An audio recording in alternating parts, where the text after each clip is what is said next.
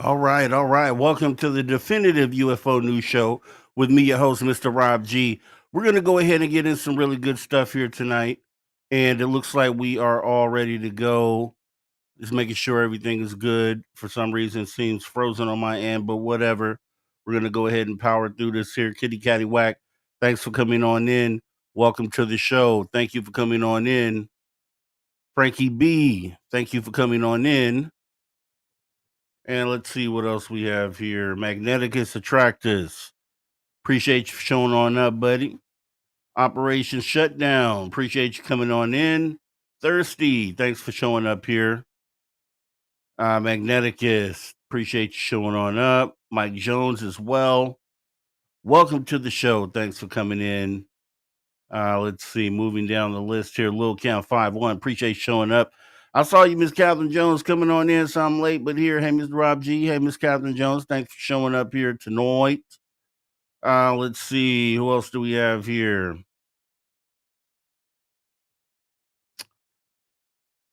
W. Decker, West Decker. Thanks for showing on up here tonight. Appreciate you, man. And we are going to go ahead and get into this here. Let me go ahead and bring in the slideshow here, as always.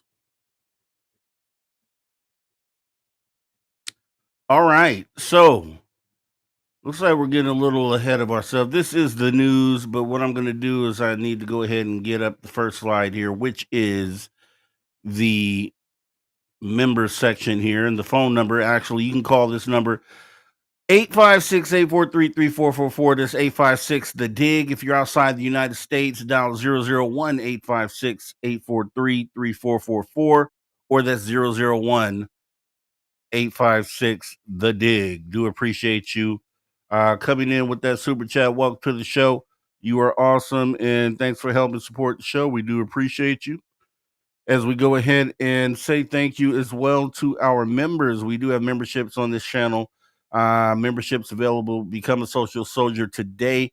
Currently, as I last checked, we have Ann Joanne, the Beekeeper, D. Nunley, Maggie M10, Flat 6, Miss Catherine Jones, Cosmic Joe Chronicles, Wes W. Decker, Steel Poo 69, Polly Rotterman, Lil Camp 51, Frankie B, Fast Hemi, appreciate you supporting the show. Anything that comes into the show goes to making sure that we don't have issues like audio clipping and different things that we'll end up having to edit out later. So I do appreciate your support always and forever as we go ahead and move on into the show. So, UFOs over Oklahoma, right? So wanted to get into this because I'm looking around for UFO news. There just isn't any. There just isn't anything going on out in the UFO world. Not anything of substance. I see some things that may be developing. Richard Dolan has his new book out regarding the USOs. He's doing a press run for that. So I see there's a lot of USO talk actually happening right now. They've actually referred back to a gentleman from about a decade ago. I remember seeing this guy who was I guess I don't know what you call those guys that explore underwater, but this guy had ran up on this object that looked like it was made. It was in the Baltic Sea, at the bottom of the Baltic Sea. It's at about 180 feet down, and it looked man-made, right? It had angles on it. It was round as well. It had this triangle sort of shape with a hole in it. And they're figuring maybe this could be either something ancient from ancient human civilization or something even before human civilization, or they've even thought about it being potentially a UFO that it, I guess, crashed potentially into the Baltic Sea. So those things are starting to bubble up right now, and so maybe there's more conversation that'll happen. I'll keep my eye out for that. But as far as everything else on every other front, it's pretty quiet right now. So I did see a couple stories out there that actually happened in the same area.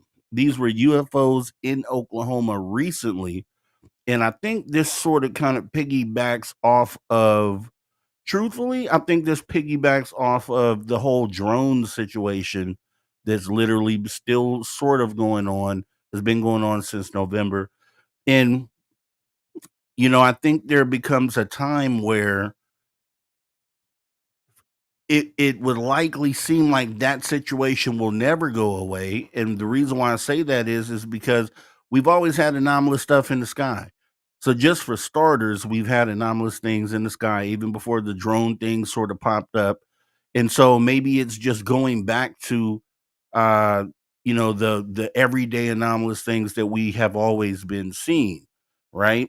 And I guess that's good because I think on the broader front, it sort of brought the attention to these things being up there, and now you have people still paying attention, right, to things that are up there in the sky, and so they're reporting these things all the time. The news is covering these things, locally in local areas, which I think is pretty amazing, and I think it's just kind of grew the overall awareness and made sure that to remind people that they should look up, essentially. So it was great, and I looked, like I said, I came across a couple stories that I looked at that were just both happened to be in Oklahoma. I'm gonna play the more recent one first. Both of these incidents happened at least the news broadcast happened in February. One of the incidents actually happened on January 25th. The other one happened on February 21st. So we're going to go into the more recent one first, and then I'll kind of explain why we're going to do that. So this was reported on the news out in the state of Oklahoma, where I actually lived there for a couple of years. Wide open nothingness, essentially. No shade to Oklahoma, but it's a lot of flat land out there. Not a lot really to obstruct your view either. So perfect place to see a UFO if you were going to see one. And let me go ahead and play that one first.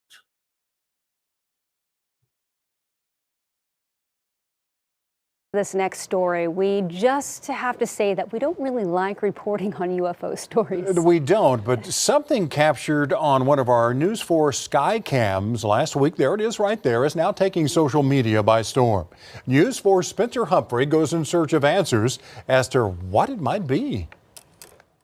Snow in addition to all of that. It was no more than a minute into News 4's 9 o'clock newscast last Friday night when forewarned Storm Team meteorologist Aaron Brackett hit the green screen and did something he's done countless times over his 15-year career. And a lot of times, I start out with a sky cam. Friday, he showed a sky cam near Penn Square Mall pointing northwest. 7-day forecast moving when something caught his eye. I wonder what that is right there. That's pretty interesting. I start seeing this object, and it's flying faster, moving faster than anything I've really observed out there. It just didn't make sense. It's going down, it's moving really quickly, it's bright, it's got some light to it, and I kind of called attention to it. Pretty interesting. Moving really fast. Okay. He posted the clip online where it took off, making its way from X to TikTok to Reddit to online publications who declared Aaron must have caught a UFO live in action. Dozens of commenters chimed in with theories too. It must be aliens, maybe a bird. It had to be a plane. No, it was definitely a helicopter. We showed it to Chopper 4 pilot Mason Dunn. At first, I thought it might be a spotlight from the ground, maybe the rotating beacon at an airport, but it doesn't look like that to me, so I have no idea what it is. One thing he is sure of. I'm pretty confident that it wasn't a plane or a helicopter. The physics just wouldn't make sense. That light is moving very fast. Even faster than an airplane would. If it were a plane, it would have taken longer. Now, I've seen comets and things falling from the sky during the night when you're flying. So that's it. We just have to say that we don't really like reporting on UFO stories. We don't, but something captured on one of our News 4 sky cams last week, there it is right there, is now taking social media by storm. News 4 Spencer Humphrey goes in search of answers as to what it might be.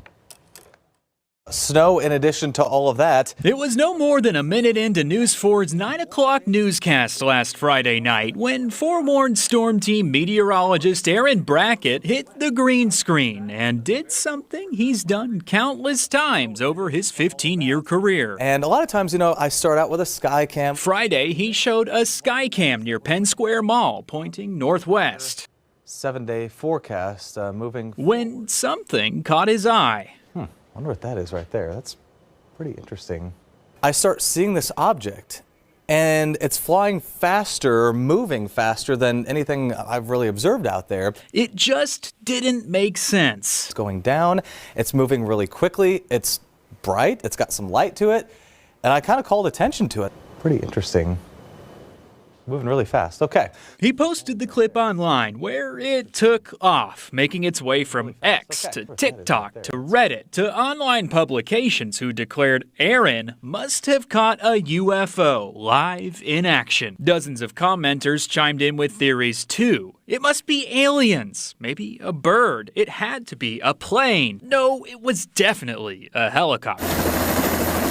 We showed it to Chopper 4 pilot Mason Dunn. At first, I thought it might be a spotlight from the ground, maybe the rotating beacon at an airport, but it doesn't look like that to me, so I have no idea what it is. One thing he is sure of. I'm pretty confident that it wasn't a plane or a helicopter. The physics just wouldn't make sense. That light is moving very fast. Even faster than an airplane would. If it were a plane, it would have taken longer. Now, I've seen comets and things falling, from the sky during the night when you're flying. So that's it. It must have been something in space. We took that theory to astronomer Wayne Harris Wyrick. I first started to think, is that a possible meteor? Because they do enter the atmosphere. Or is that a returning, like a second stage or a burnout stage of a satellite of some kind? And there's certain things you look for. It didn't fit any of those at all. Plus, Friday wasn't exactly stargazing weather anyway. It was mostly cloudy that night. You would have heard noises and you would have had reports of it.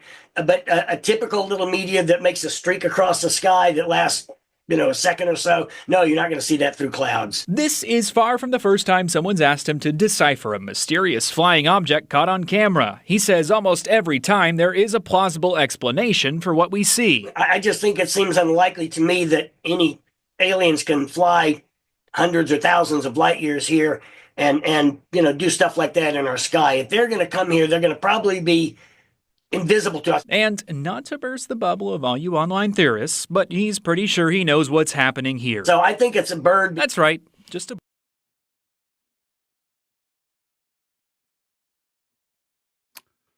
Okay, we're going to go ahead and bring it back because I think something is going on with the internet here. I don't know if if that's coming through on your end or not.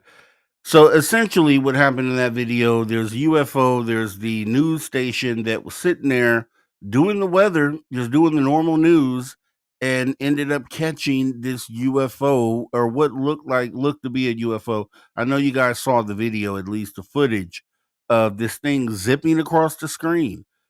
And we've seen this before. We've seen this in a lot of different UFO cases where something that looked just like that with the trail on it zipping across the camera. So it was moving super fast, faster than any bird, airplane. It had that biological feel to it, right? I've seen other newscasters capture the same thing on their sky cameras as well. So this wasn't the first one. However, this was the most intriguing because I think this one exhibited an extreme high rate of speed. So I think that was one of the biggest takeaways from that object. That happened just this past Friday.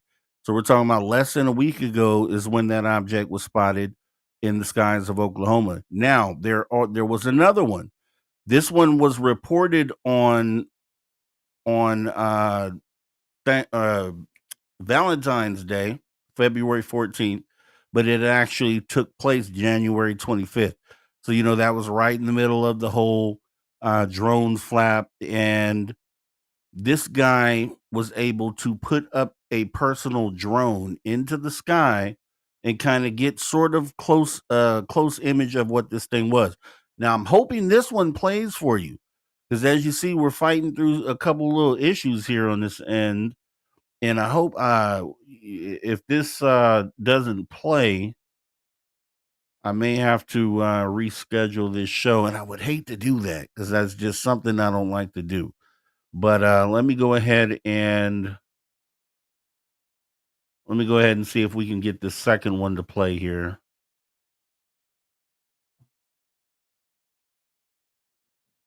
Hear anything and something's moving in erratic ways. It's in the shape of a jelly bean, but the interior was like plasma.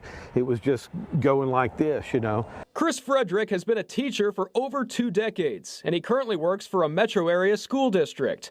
He showed us this video from January 25th. He's in his driveway off Northwest 21st in the Gatewood district. He said it all started that night when his wife wanted to go to Brahms, so they walked out to their car. But after a few minutes, neighbors were calling each other. He started calling neighbors, and before long we were all standing out in the street and had our phones out. Chris has been a drone pilot for about 10 years. He started working with them when he and his wife were realtors in Ardmore several years ago. He fired it up and attempted to fly his drone to get a better look at the object. The sky at night, you have to have aviation lights or it's not legal. But strange things started happening. My controller talks to me and it said unable to take off, electromagnetic interference. After he recalibrated a few times, he eventually got it in the air and took these pictures of the object, which he estimates is around 1,500 feet off the ground. His drone was at about 400 feet when he took the pictures. It concerns me that something was up there at night at that altitude that could have been a hazard. He said his video function wouldn't work, which was odd. And there was something else. Only about 4 minutes and 18 seconds of flight time. It had a fresh battery in it. It has a 35-minute flight life. And as soon as I took those 3 pics, my controller said a low battery, return to home. Chris and his wife kept seeing that object for about 4 hours that night. We showed his pictures and videos to experts at OU for a second opinion. What it is, I don't know, right? But I think I would approach this question as what is it likely to be, right? So that's where I'm coming from. Professor Killick teaches astrophysics and cosmology at the university. From the Plaza District, it's south of them because we can see the Orion constellation in the background, so we know their point of view. He acknowledged the object looks strange, but ultimately, it's likely it's just another drone in the sky. I could see a red streak. Now, I don't know if it's because I could imagine if it's a long exposure. I don't know if it is. I don't know how long the exposure was, but, you know, a drone could have a red light on top of it, right? I mean, our planes have red lights on them. We took a look at the metadata, or digital picture information of the drone pictures. You can take a look at that info for all the images right here in Oklahoma City. Jason Berger, KOCO 5 News.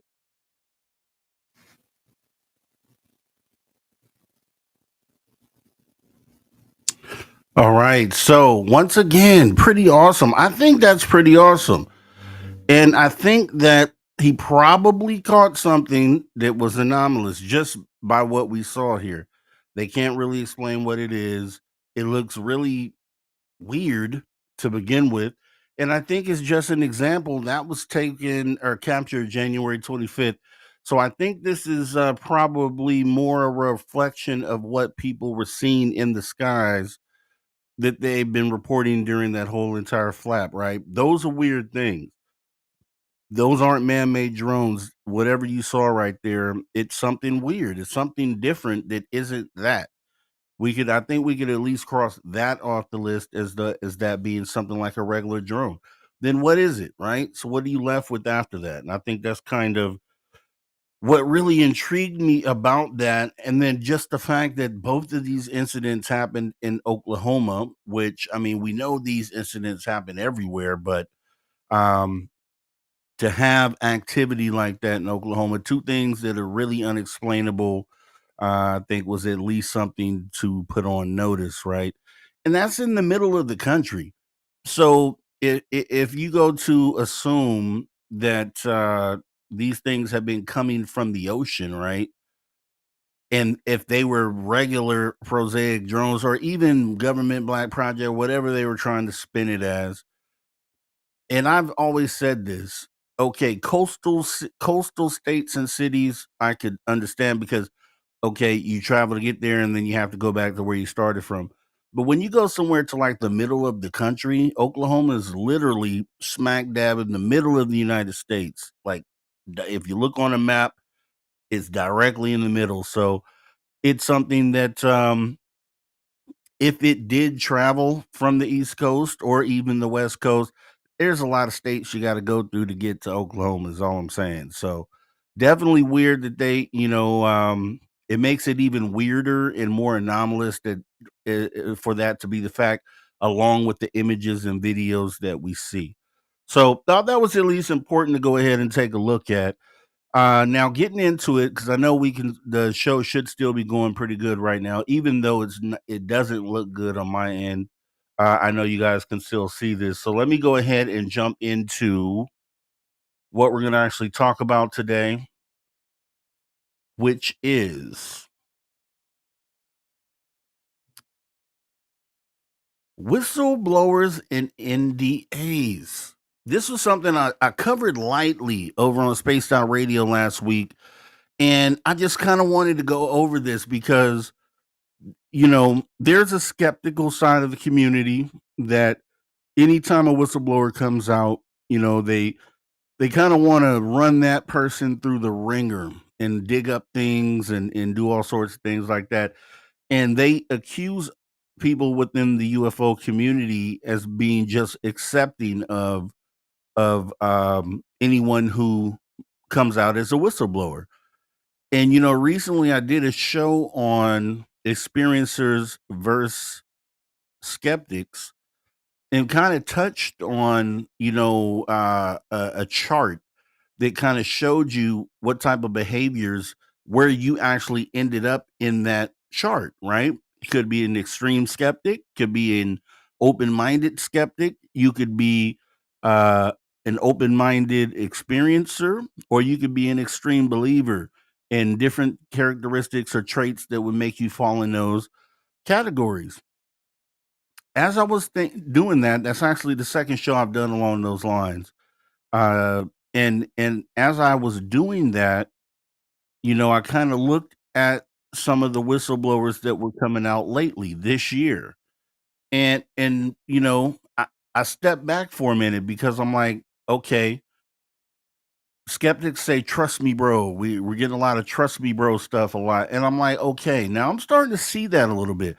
Now does that mean that I'm falling into the skeptic side of the conversation? I wouldn't say so, but I would kind of understand maybe some of the ideas or maybe some of the things that skeptics are proposing when it comes to whistleblowers coming out.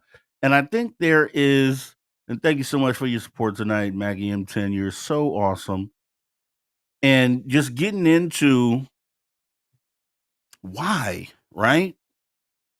I had a brief thing where I talked about this on Spaced Out Radio, but there were just some things about whistleblowers to where, there are NDAs that are in place, and you have to ask yourself, are NDAs, what are they there for? I mean, we know what they're supposed to be there for, but because NDAs kind of restrict you from being able to say a lot, does that in turn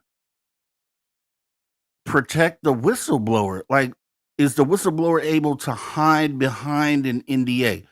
Right? I kind of went over this with Drew as if I'm a whistleblower, okay, and I just happen to be in some of these areas that some of these previous whistleblowers are saying, the areas you have to be in order to know some of this stuff.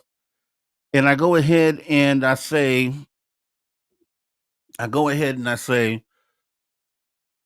okay, I'm going to call myself a whistleblower. I'm going to come out and say, hey, I know some stuff. I saw some stuff, but I never really ever have to prove it because there's an NDA in place. And I can always fall behind, oh, I have an NDA, so there's not much more I could say about this. And, there have been some, I think it's tough. It's tough because you don't really want to. You want whistleblowers to come out. You want as many of them to come out as possible. But then also, I think you have to be a little critical of some whistleblowers when it seems like they're using an NDA to kind of shield themselves from questions from the public or the questions from the community. You can kind of tell. I'll give you some examples, and I don't really want to spoil everything, but like David Grush, I think was a great whistleblower. I think for me, I think he answered a lot of questions, and I think without us knowing what NDAs, what is contained in an NDA, if we don't know what's contained in the NDA, which means we also don't know how far a whistleblower can go, right? Before they've either gotten too close to the line or if they've crossed the line, right? Which is something they're always cautious of not doing, right? They say it during every interview. And so it just, I kind of looked at it and was like, if we were to look at these whistleblowers, and I'm not going to judge or call any one particular whistleblower out, but using this conversation that we have, if we look at future whistleblowers and maybe even some that have already come out, are we able to maybe discern a little bit more what, measure the validity of statements that are being made, right? Because I think it's wrong that skeptics call every whistleblower a liar.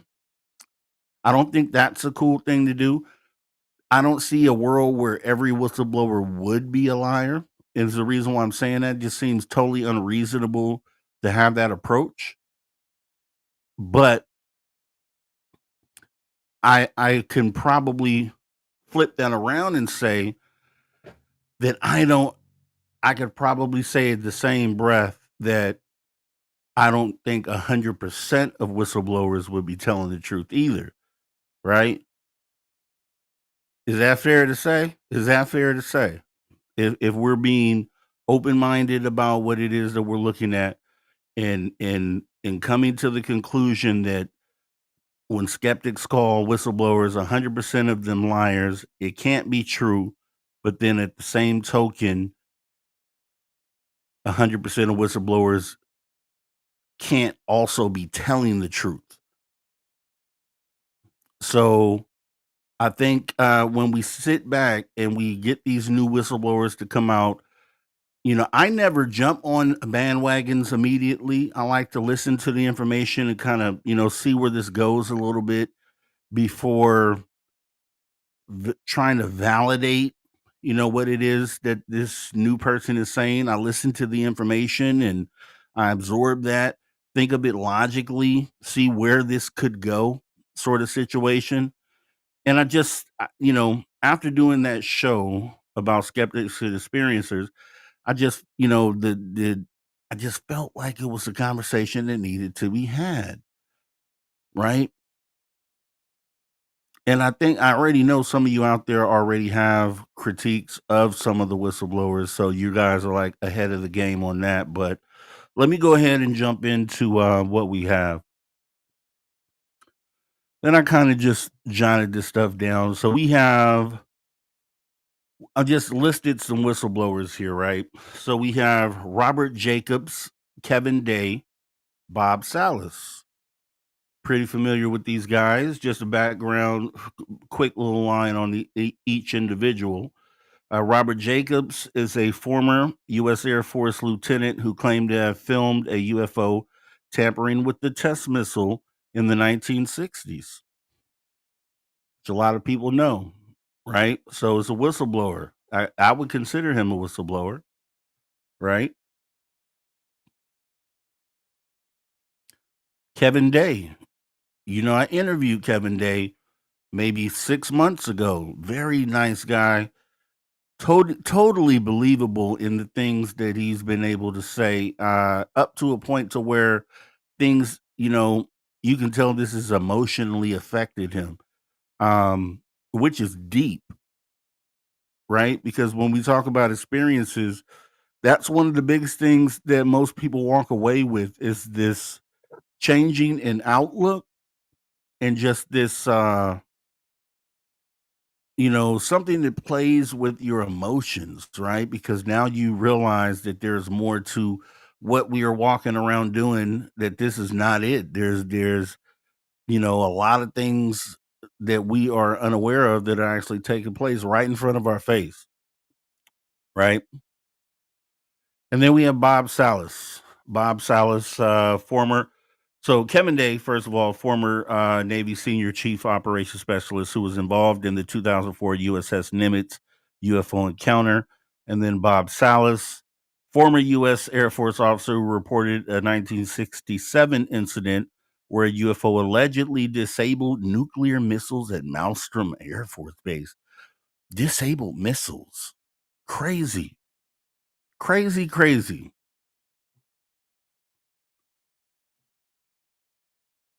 Whistleblowers Ryan Graves, David Grush, Dave Fravor. Former Ryan Graves, former U.S. Navy pilot who reported encounters with UAPs off the East Coast, also testified before Congress about pilot safety concerns. David Grush, former intelligence officer who worked with the UAP task force, testified before Congress, alleging the U.S. has a secret UFO crash retrieval program. And he said a lot more. NHI Biologics, right? David Fravor, retired U.S. Navy commander and FA-18 pilot who engaged with the Tic Tac UFO during the 2004 USS Nimitz encounter. Epic hearing. David Grush, I don't see anyone in this lineup that I think has held anything back, right? And an NDA is something you've already signed. So it's not like you signed it during the process or during the coming out of to give this information. NDA was signed a long time ago, right? So it's about how far can you go? How close to that line can you go to divulge information to the public, to the citizens, to humanity, the people that need to know? Granted, Congress needs to know, and for other reasons, and for strategic reasons and purposes, but we need to know because the skies aren't classified. Knowledge of extraterrestrial life is not classified and should not ever be hidden behind an NDA. So, in my book, in my eyes, and we'll go into some stuff. Yeah, maybe I'm wrong about this, but I feel like you should be able to divulge everything except for government secrets. And this can't be government secret. The fact that we have contacted or have seen extraterrestrial life or have retrieved craft, that can't be a government secret. That can't be. I don't see a way that it could be. Now I'm sure the NDA has framed it in a way where essentially, if they cross a certain line, then obviously things happen, which we'll talk about in a little bit here. But the question is it right? Is it ethical? We'll go down some steps about that as well tonight. So, a few more whistleblowers. Carl Nell, Luis Elizondo, Christopher Mellon, right? The two on the right have done a lot so far for the movement. Regardless of how you feel about Lou Elizondo, if he didn't bring it home in 2017 with the help of Christopher Mellon and getting those videos released from the Pentagon, what did we have before that?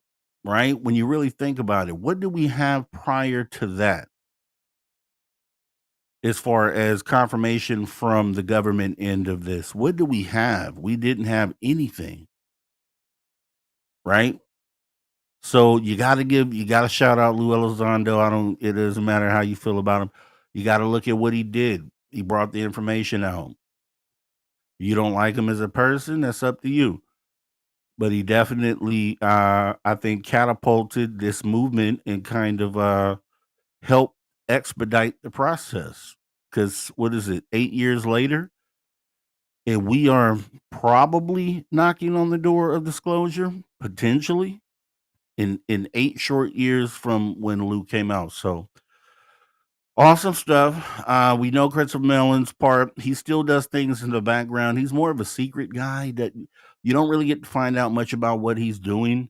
But Carl Nell has more recently come out and been outspoken about what he's doing. So going down the list here, Carl Nell, retired U.S. Army colonel who worked in aerospace and intelligence, supported Grush's claims about UAP crash retrievals. Lou Elizondo in the middle, former director of Pentagon's Advanced Aerospace Threat Identification Program, or ATIP, resigned in 2017, claiming the government wasn't taking UFOs seriously. Christopher Mellon, former Deputy Assistant Secretary of Defense for Intelligence, has been outspoken about the need for UFO disclosure and has helped release key military UFO footage. I've seen, Lou Elizondo has always been known to be kind of cryptic when he's telling you things. I know a lot of people weren't really thrilled with the book Imminent that was released, but I thought it was good, truthfully. But prior to that, when Lou was initially telling the story, everyone was on the edge of their seats. Even people that didn't like the book. You guys are all still on the edge of your seats because Lou was walking right up to that line with the things he was able to say. And it was making some people mad, right? Because he would walk up to the line and not cross it, right? But there's a level of patriotism, right? These guys are inside the government and they feel like they have this duty to abide by these NDAs.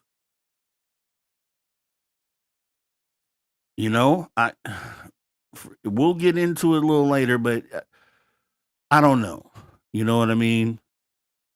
I think I think NDAs are obviously needed, but I think there may be a different way to deal with them, and we'll kind of talk about that in a minute here. But solid guys right here, solid whistleblowers for me. Then you have lately. These are lately whistleblowers here, just this year, actually. Jason Sands more so came out last year, but if you want to talk about on the public circuit where he's done the rounds on podcasts and things of that nature, that's more of this year. I'd say late last year into this year. So, Fred Baker, I don't really know too much as far as the vetting process goes, as far as being able to validate the claims that he's made yet. Jake Barber, same thing, still kind of new, right? And Jason Sands is still in that new boat for me too, right? We're just fleshing their stories out. We're just kind of hearing the information that they're bringing. We're still in that deciphering phase. If trying to see where they fall, and maybe these are the guys that kind of we might be actually talking about tonight, not specifically, but just like the newer whistleblowers, the ones that we haven't figured out yet, the ones that seem like maybe they still have information to give, because this is where these NDAs and whistleblowers, this is where I start to have a problem, because NDAs are in place and there is a there's knowledge that you can't actually cross the line, then it allows the whistleblower to leave the gray area gray, or it allows that whistleblower to clarify as much information as they can all the way up to the line, right? And I think we looked at a few examples of some whistleblowers who have literally taken it to the line. If you ask, I mean, Lou Elizondo and David Grush, those two guys, I think, took it right up to the line, right? So I'm looking at the new group, and I'm like, okay, we need you to do the same thing, but I'm feeling some reluctance there, and it's just something to look out for, right? Because I think an NDA is a double-edged sword. I think you can.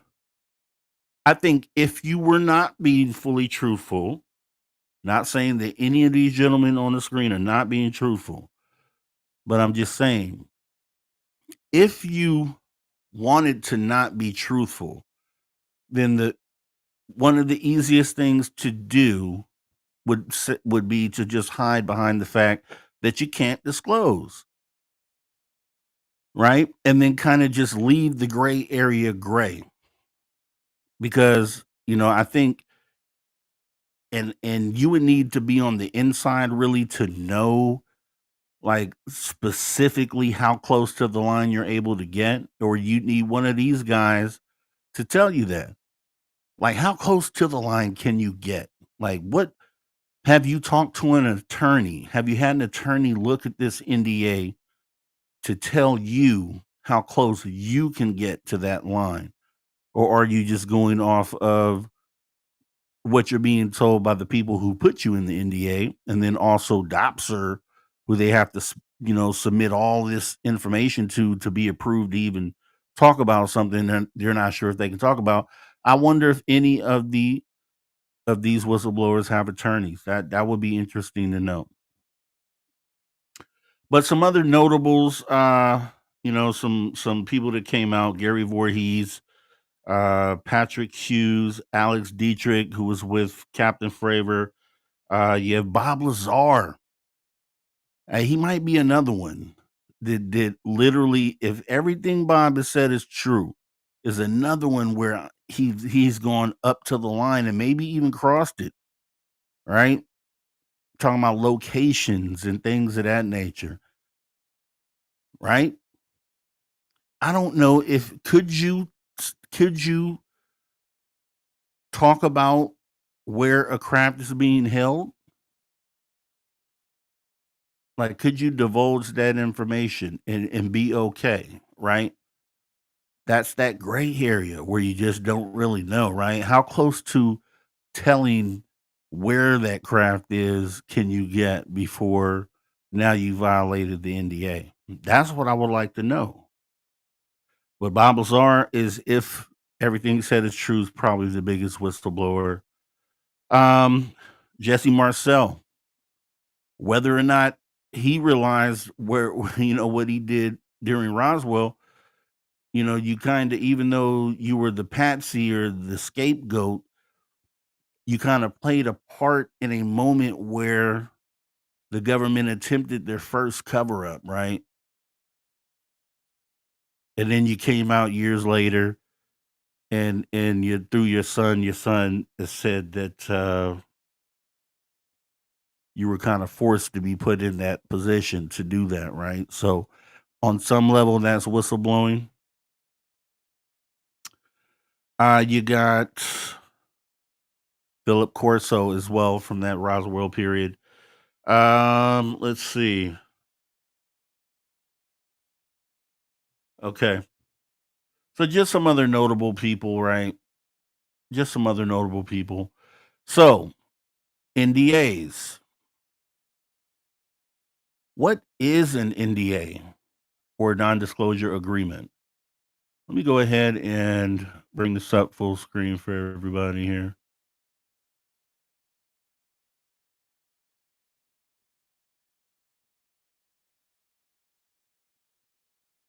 All right. What is an NDA? This is supposed to be a copy of an NDA, or I don't know if this is the exact same one they use with the military, but it is one that I've seen filled out before by someone else who has signed an NDA. So this should be the paperwork. But what is an NDA? It's a non-disclosure agreement used by the United States government is a legally binding contract that prohibits individuals from disclosing classified or sensitive information without proper authorization. These agreements are commonly signed by government employees, military personnel, contractors, and intelligence officers who have access to classified material. Key features of a government NDA would be legal obligation. Signing an NDA means the individual agrees to not share protected information even after leaving government service. Number two, this is tied to security clearances. Many government NDAs are connected to security clearances, confidential, secret, top secret, etc., and specific classified programs.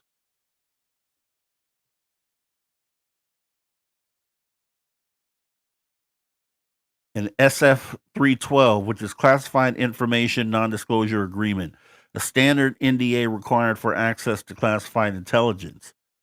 An SAP, Special Access Program NDA, restricts disclosure of highly sensitive projects often related to defense and aerospace technology, which we know that for those of you who may not know, SAP is one of the clearances that Congress has to get to be able to look into some of these programs, right? They need the special access program clearance.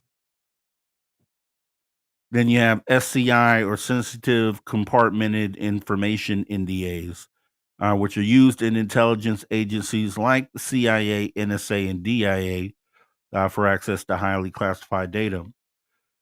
So, whistleblower protection exists if someone witnesses illegal activity or a government cover up. They may legally disclose it through proper channels, such as classified congressional briefings. That's where I have a problem there and that's where I had questions, right? Because I was under the belief that if you saw some sort of crime, that you could break the NDA, period. Not just that you could go to Congress, right, and kind of just tell them behind closed doors. I was under the belief that you could say you could literally act as if you didn't have the NDA. So but this troubles me, right? Because if you do witness something illegal going on, then you're going to Congress, right? Like you're staying inside on the inside. You're keeping the information inside and it's going in a loop on the inside. Does it get resolved? You have some whistleblowers that will say no, right?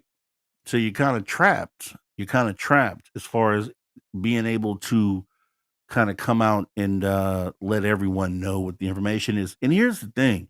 Nobody wants to know, me specifically, I don't want to know about the black projects. I don't want to know about the new weapons that we're working on. I understand what national security is. I don't want any of that, and I wouldn't want any of that out. But you should be able to come out, especially if you're seeing something illegal going on. You should be able to come out and say, yes, the government has these aliens. They're actually in this building right over here, and maybe even leave it at that, right? We don't have to disclose what else is in that building. You don't have to disclose why it's in that building.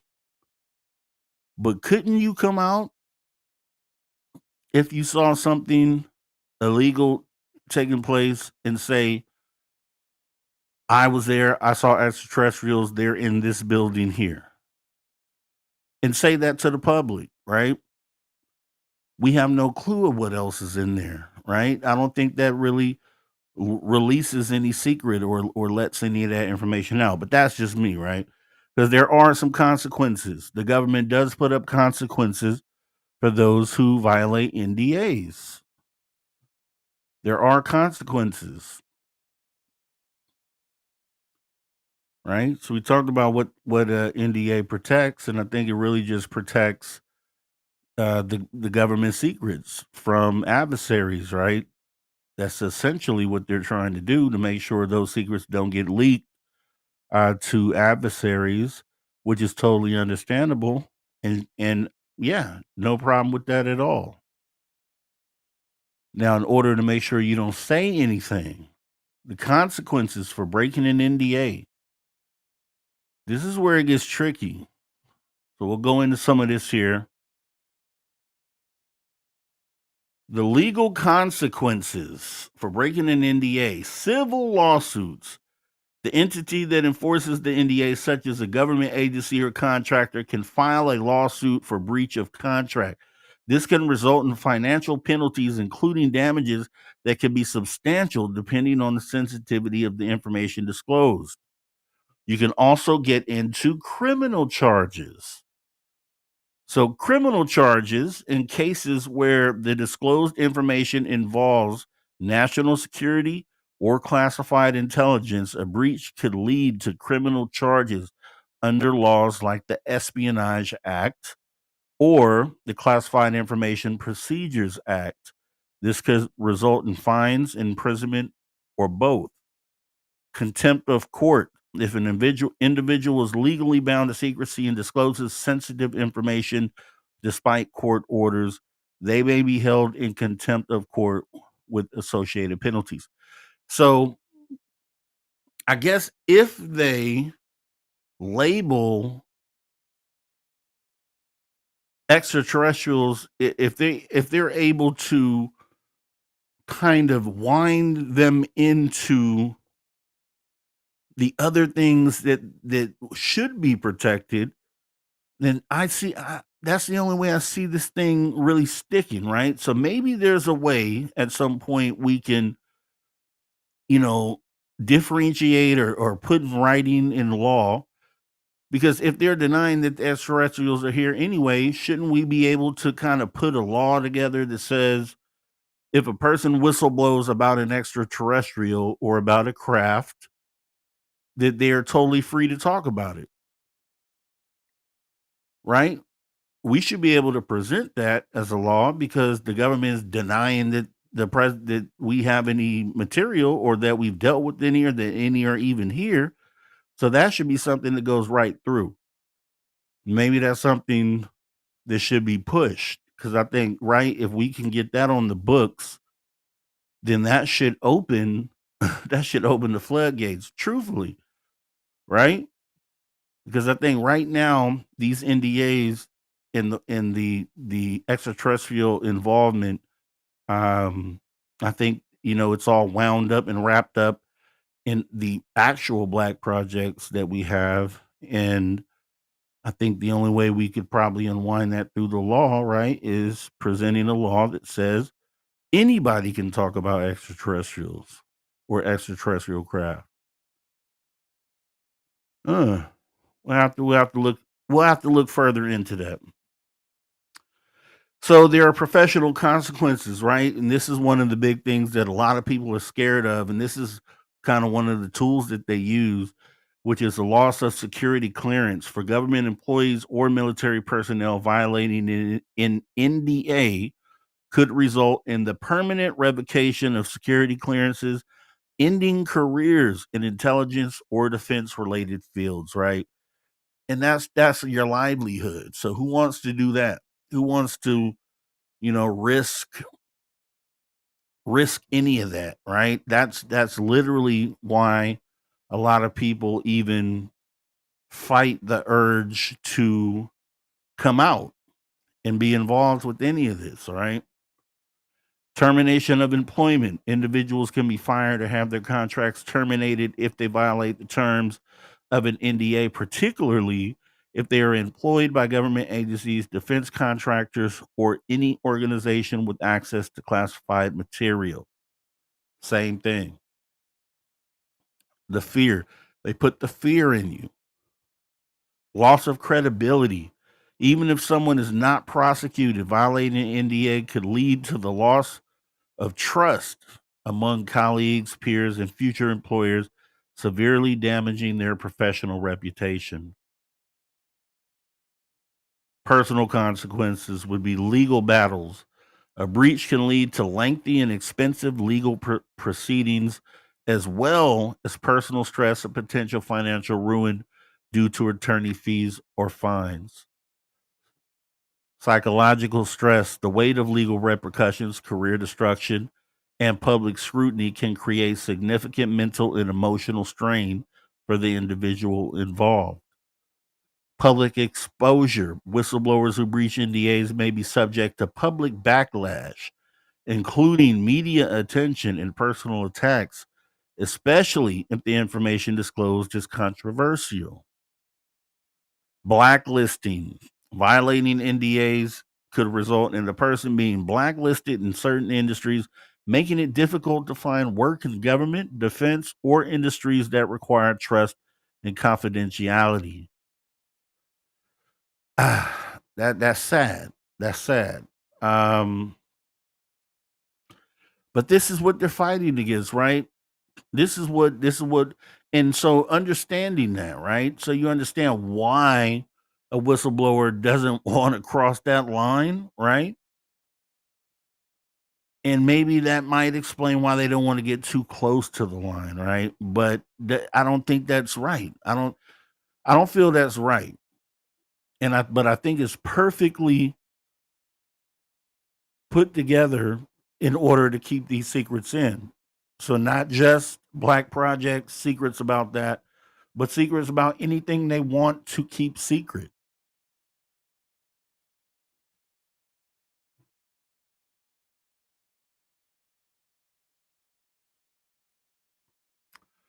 So I think that's sad. I think that's sad, but there are we're gonna pose a couple questions here in a moment, because I think you with that you think it's just hopeless. Like, okay, no one will ever, risk it based on the things that we just went through, right? Losing livelihood, potentially facing criminal charges, you know, um, just ruining your life, really, essentially. Ruining your life. All those different things, right? And it is sad that that's the case, but we're going to still continue here because just to recap, breaching a government NDA can result in civil lawsuits, which is financial penalties and career consequences, criminal charges if classified material is leaked, loss of security clearance and employment, imprisonment under laws like the Espionage Act if national security is compromised.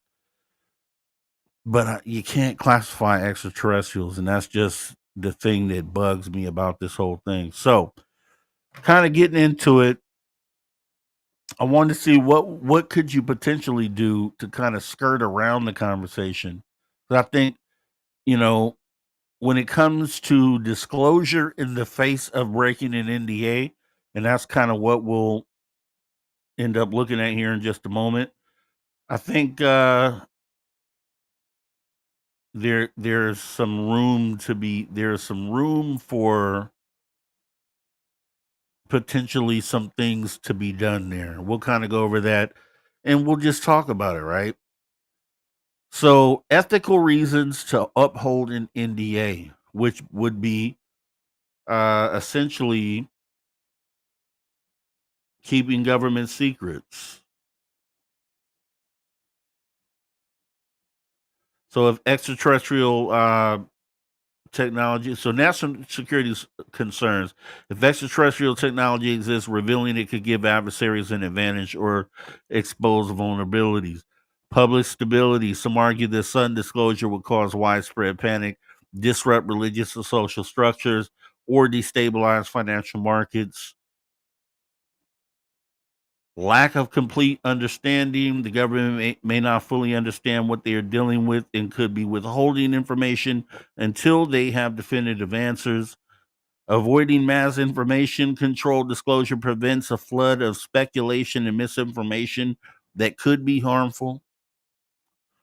Legal and treaty obligations, international agreements, or secret military treaties may prevent certain disclosures.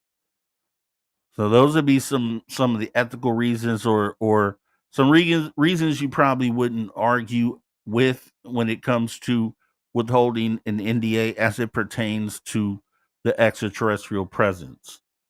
Now, there's arguments against that as well, which we talk about ethical reasons to break an NDA.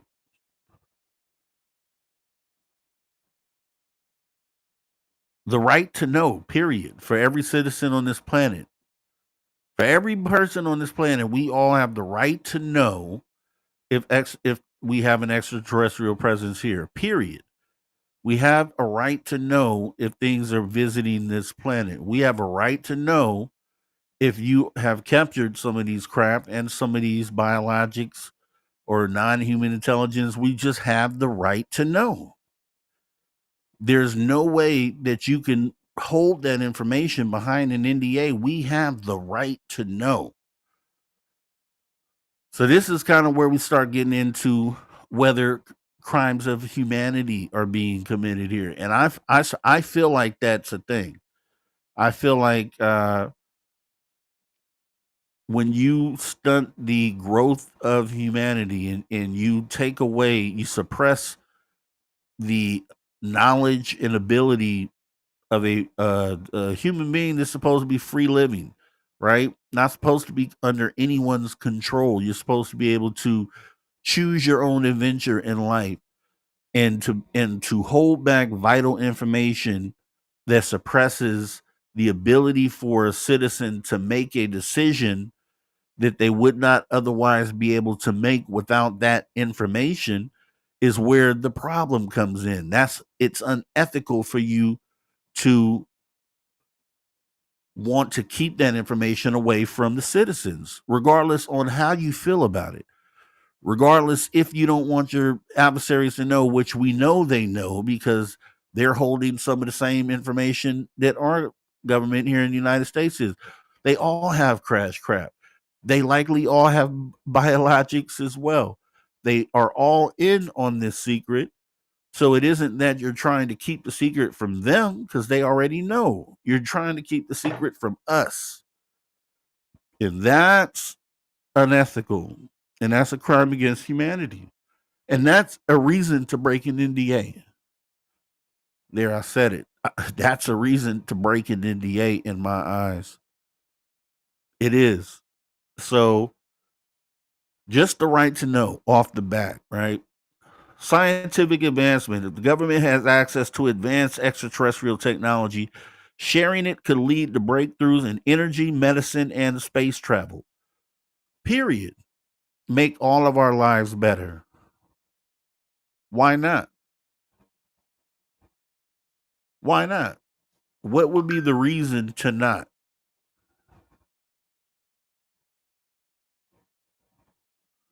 That's what I'm saying. It's definitely that's a reason to break an NDA. And when you look at all those consequences, you're like, oh man, that's a lot. And this cycle never stops unless something happens, unless something different happens. This cycle never stops. So we'll continue. Democratic transparency withholding critical information from the public goes against democratic principles and fosters distrust.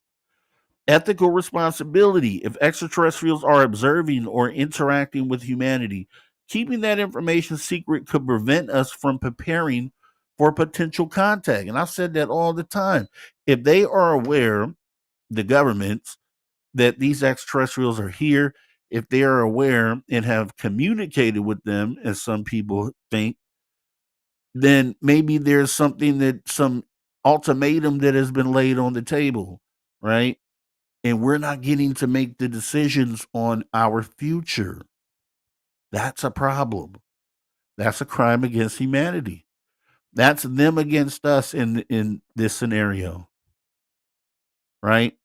So if you have a government that is blatantly showing you they don't care about enriching your future as a citizen or as a human being and your quality of life, they don't care about that, then why should you care about an NDA? Would I sacrifice myself for my family, for the legacy of my family, and for future generations going on? I personally would.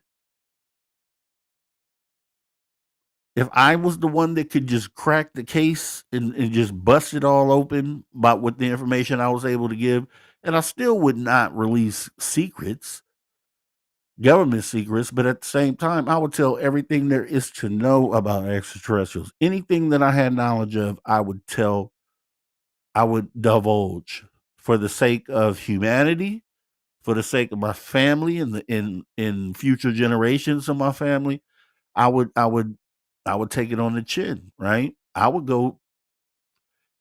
I'd be the guy locked up, but I'd also be the guy that told everything there was to know about the presence of extraterrestrial life on this planet. And I think that means a lot, truthfully, to future generations. So, that someone was willing to take that stand and do that. I'm hoping we see something like that, but we'll see. And preventing government overreach should be the last argument, uh, for an ethical reason to break an NDA. Continued secrecy allows for unchecked government programs and potential abuse of power, which has been going on and will continue to go on if humanity doesn't step up and do what they have to do in this moment that could alter the path of our future. We could continue in this cycle that we're in for who knows how many more hundreds of years, or we could be the ones to bring in disclosure and help humanity go that way, which is what we do this for, period. That's why we even get together and do this, because it is important for us to do the right thing in this moment. And on the face of it, in the reality that we've been living, breaking an NDA and going against what your government says has been taboo, right? But we just talked about asteroids on the other show. If an asteroid was about to hit this planet next week, do you think NDAs would matter? I don't think they would. I don't think a single NDA would be held up, or anyone would care about any NDAs that they have signed if next week an asteroid was going to hit this planet. Disclosure has the opportunity to have that big of an impact on humanity, if not more. So we got to think about this. We got to think about this.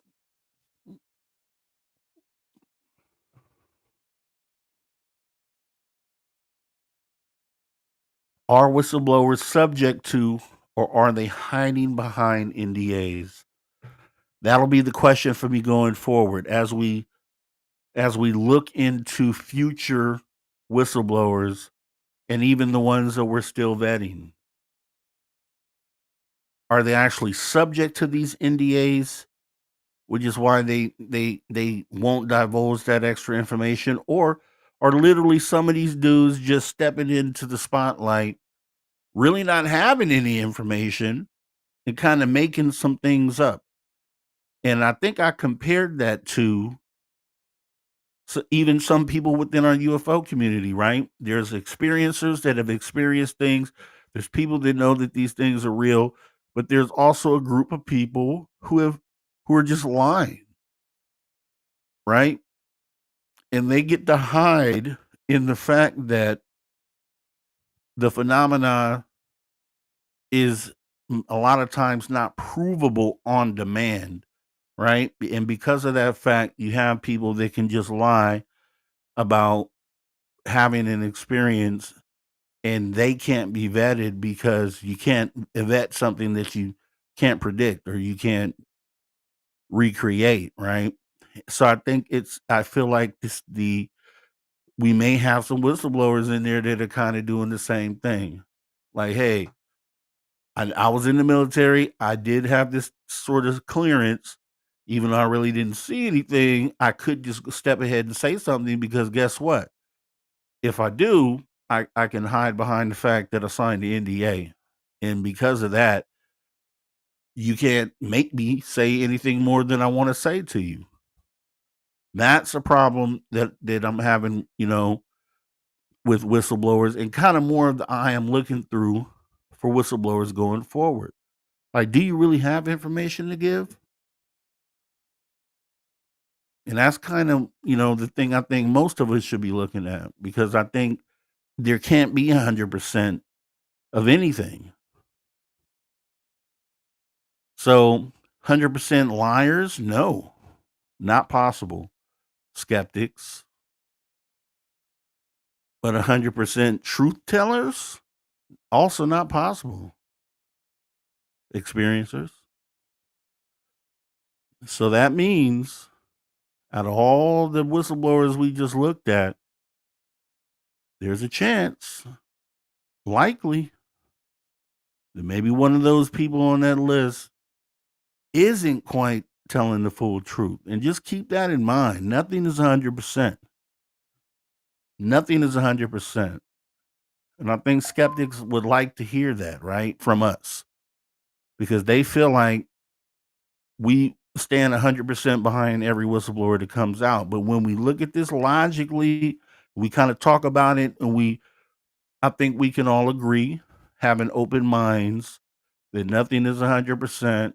And if we look at 100% of whistleblowers, then likely some percentage of that is not true. So take that how you will, point to who you will, because I'm not pointing anyone out tonight, but I'm just saying. And would a government actually enforce and prosecute the breaking of an NDA in the face of global disclosure? Have you thought about that? I think about that often. If the NDA that is going to be broken, if it ever does, is so big, the information that comes from that is so big that it alone tips the scale and kind of ushers in disclosure. Do you think that would be prosecuted in a moment like that? Do you think prosecution would take place and to subject a person to all these criminal things, the things we went over today? Do you think those things would be applied in a moment where someone has come forth and told everything about what is going on with the extraterrestrial presence and is given names and places and everything? I don't think it would. I don't think they would go through with it. I don't think that things would be organized enough for them to do that. So I'm saying that to say that if someone did choose to break an NDA one day and they had enough information to really tip the scales, that they would probably be okay if they came out and did so. If it was something that could be validated, and maybe they bring out some photos, of something, or some video, just the thing that really brings it home. That person who takes a chance to do that, I think that the state of the world in that moment wouldn't allow for an NDA to be enforced. That's just my opinion. I don't know it to be true, but you got to think is it worth taking a gamble when you're talking about the future of humanity? That's the question. That is the question. Could the use of an NDA to obfuscate and classify the existence of non-human intelligence be considered a crime against humanity? Yes, I believe so. I've said this for a long time, that if you're going to suppress the citizens of the planet on being able to move forward with free energy or whatever it is that's going to enhance our ability to grow and ascend as a human species, then anything you do to go against that is a crime against humanity in my eyes. And anything that's labeled a crime against humanity should not be enforceable by N.D.A. And that's kind of where we'll leave this conversation. I know that's deep. But I said the other day when we talked about this on Space Out Radio, that's why I didn't want to get all the way into it there, because there's a whole thing behind this idea. It's not for selfish reasons. It's not saying, hey, break an NDA because I want disclosure. It's the future of humanity. It's the future of where this planet goes. And would you hold up an NDA to keep your respect with a group or an agency that doesn't care about the citizens? That's the dilemma that whoever comes forward next and down the line, that's something they have to process. Like, hey, I'm holding up this NDA for this government that at the end of the day would really probably do something to me, and and by not releasing this information is doing something to the citizens. Who do you side with on that? Who do you side with? That's all I'm saying. So, as you see, we have the no sign on the NDA. No NDAs, man. So if so, will there ever be a whistleblower brave enough to break an NDA for the future of family and humanity? Will there ever be a whistleblower brave enough to break an NDA for the future of family and humanity? That's deep. Because the thought process you have to go through when you sit down and make that decision, if you're thinking clearly and you're thinking about the long term and the fact that your descendants will be here after you're gone. So whether you live a full happy life free, or whether you're in the bottom of the prison for telling people the aliens are here, your descendants live on and they continue on in this world. And it's like, what are you willing to do for family, right? Some people go to the ends of the earth for family. For your grandchildren, for your great grandchildren. That's what this moment is all about. That's what, even the thought process is behind breaking an NDA. That's what's behind it. Nothing more than that. No selfishness. It's about the future of this planet and the people who will probably write movies and books about you in the future, for doing what you did. So, any whistleblowers out there listening to that, hey, think about it. I don't know what you'll do with the information, but it's definitely something that we needed to cover as we expect more whistleblowers to come out. And I know we have some that'll be coming out here pretty soon. So who is the next whistleblower? Who is the next whistleblower? Bring this up here. Who's the next whistleblower? As far as we know, the next whistleblower should be Jay Stratton, as we saw him on, I think it's called Age of Disclosure. It's a new documentary that should be coming out soon here. And Jay Stratton makes some huge claims in the trailer, says he's had direct interaction with these extraterrestrials, that he has direct interaction with craft, and maybe he goes a step further. I don't know. We know that he's been tied into UAP Task Force, a bunch of other things. Who knows what other information he has? He's supposed to be writing a book here soon. Who comes after him? I don't know. But hopefully hopefully it's whistleblowers that are really trying to get at least have processed at least some of the things we talked about. I know we're not just talking about this here. I know people who are in the whistleblower seat have to be thinking about this stuff. And it's just, they're like, man, go to jail.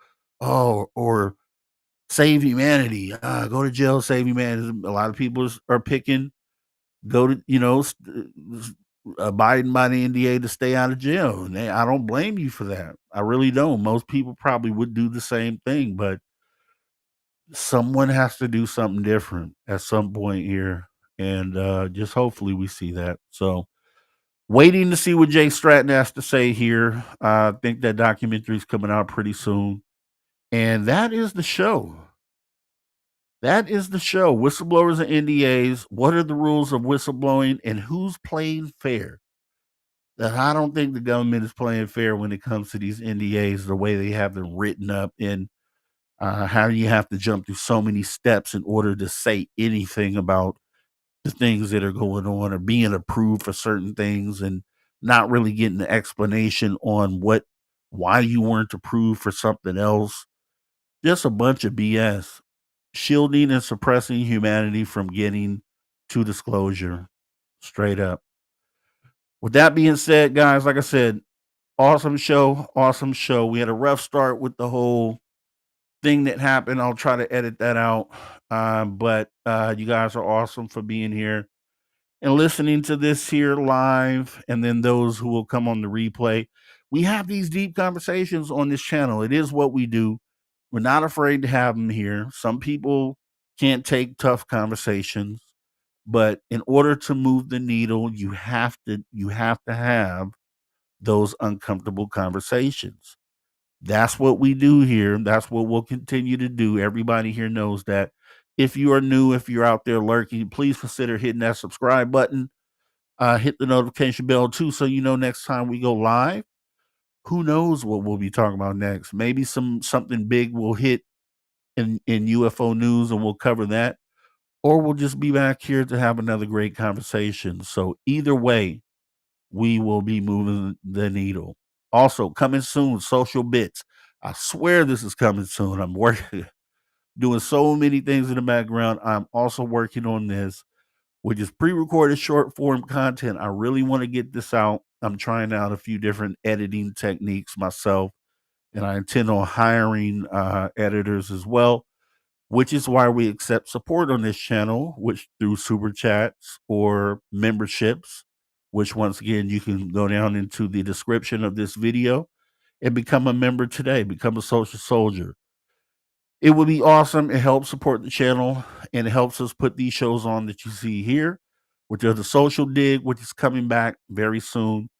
Also, my experience with the phenomena. If you want to be on that show and come in and talk about your story, please email me at booksocialshow@gmail.com. Tell me about your experience. Then we'll book you for one of those shows. Also, late night call-in show.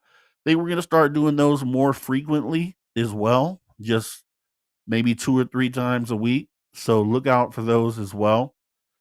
Also, I just told you about these. The memberships are available. Shout out to all the members so far helping keep this thing going, which is Ann Joanne, the Beekeeper, Dean Unley, Maggie M10, Flat 6, Miss Catherine Jones, Cosby Joe Chronicles, Wes W. Decker, Still Pooh 69, Polly Rotterman, Lil Cam 51, Frankie B, and Fast Timmy. We do appreciate you guys and your support of the show. Also, we have social swag at the social shop. You can go online. It's listed right under the video. You'll be able to go there, click on something. This also helps support the show. It helps us put on, raise the bar here at the show. And Cash App. Cash App is also another way you can support the show. Money sign Mr. Rob G. And we have these exclusive shirts. These are just custom orders. So you go to Order Social Swag and you're able to order a t-shirt. I'll play the commercial and then we'll actually get right up out of here. So here we go. Welcome to the Social Shop, courtesy of the Social Dig. I am Mr. Rob G. and we are bringing you exclusive gear. And tonight's no different. We have humanity t-shirts, the positive progression of humanity. Yes, you can go out into the world and proudly show everyone what humanity means to you. $32.99. And remember, if you're a social soldier, you get an additional 20% off the price. That's right. Being a social soldier gets you an additional 20% off. And keep in mind, depending where you are in the world, shipping fees and taxes will be applied. Bringing you exclusive gear right here at the Social Shop on the Social Dig.